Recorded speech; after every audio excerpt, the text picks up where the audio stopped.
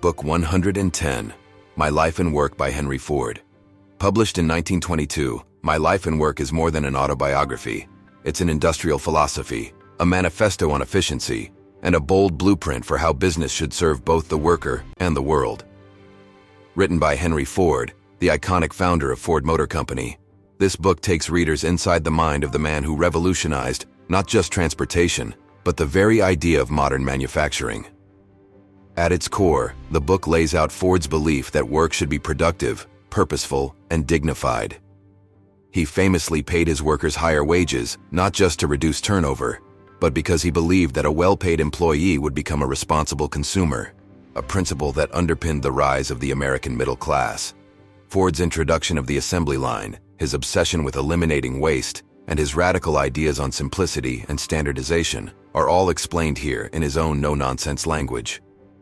Ford is at once a product of his time and oddly ahead of it. His reflections on the purpose of profit, the dangers of speculation, and the social role of business read like premonitions of both 20th century capitalism and today's conversations about stakeholder responsibility. Yet there are moments that feel dogmatic, even paternalistic, especially in his views on competition and education.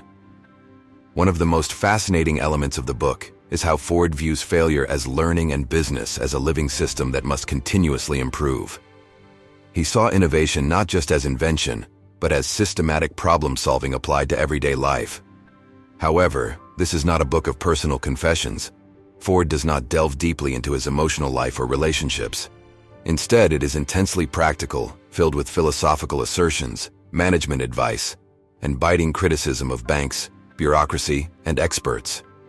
Some of his views may strike the modern reader as overly idealistic or out of touch with today's complexity, but they remain foundational. Want to learn more about business and entrepreneurship? Check out the book.